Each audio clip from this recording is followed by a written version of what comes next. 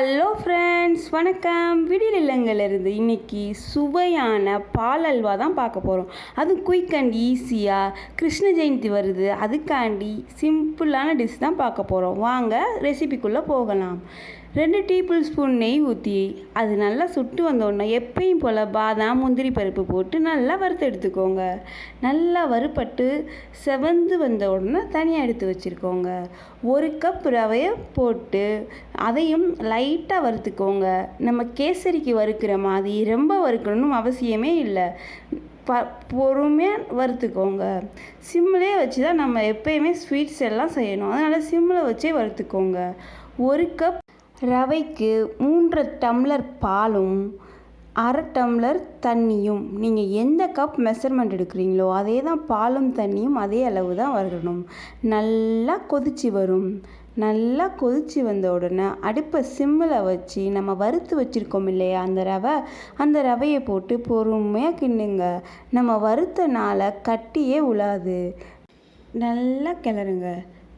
கிளறிக்கிட்டே இருக்கணும், கையை எடுத்துடக்கூடாது. கொஞ்சம் கனமான பாத்திரத்தில் நீங்கள் கிளறுனா கூட ஈஸியாக டக்குன்னு திரண்டு வந்துடும். இது மாதிரியே நல்லா கிளறிக்கோங்க.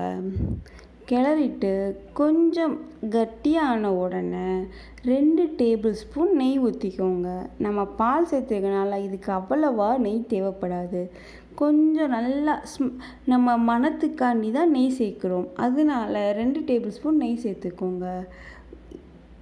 இப்போ 1/2 கப் ஜீனி சேர்த்துக்கோங்க. நம்ம 1 கப் ரவைக்கு 1/2 கப் ஜீனி சேர்த்துக்குவோம். அவங்கவுங்க இனிப்பை பார்த்து 3/4 கப்புலேருந்து 1/2 கப் சேர்த்துக்கிட்டிங்கனாலே கரெக்டாக இருக்கும். இது லைட் தித்திப்பாக இருக்கும். ரொம்ப தித்திப்புனாலும் நம்மளால சாப்பிட முடியாது. இது அவ்வளோ மைல்டான ஸ்வீட்டாக இருக்கும். இப்போ ஃபங்க்ஷன் ஃபெஸ்டிவல்ஸ்னால் என்ன செய்யணும்னு தெரியாமல் கேசரி தான் அடிக்கடி செய்வோம். அதுபோல் இல்லாமல் இது மாதிரி பால் அல்வா செஞ்சு பாருங்கள். டேஸ்ட் அண்ட் ஹெல்த்தியாக இருக்கும். குட்டி குழந்தைங்களுக்கு தான் ரொம்ப பிடிக்கும். நான் இன்றைக்கி ஏலக்காய் எசன்ஸ் தான் சேர்க்குறேன். உங்களுக்கு ஏலக்காய் எசன்ஸ் வேணான்னா ஏலக்காவை பொடி பண்ணி சேர்த்துக்கோங்க. நல்லா கிளறுங்க. கிளறிக்கிட்டே இருக்கும்போது இப்போயே லைட்டாக சட்டியில் ஒட்டாமல் இருக்கும். இன்னும் இறக்கும்போது 2 டேபிள் ஸ்பூன் நெய்யோடு இறக்குனீங்கன்னா மணமாக இருக்கும். இதை செய்து பார்த்துட்டு எப்படி இருக்குதுன்னு சொல்லி கமெண்ட் பண்ணுங்கள், லைக் பண்ணுங்கள், ஷேர் பண்ணுங்கள், சப்ஸ்கிரைப் பண்ணுங்கள் ஃப்ரெண்ட்ஸ். நன்றி.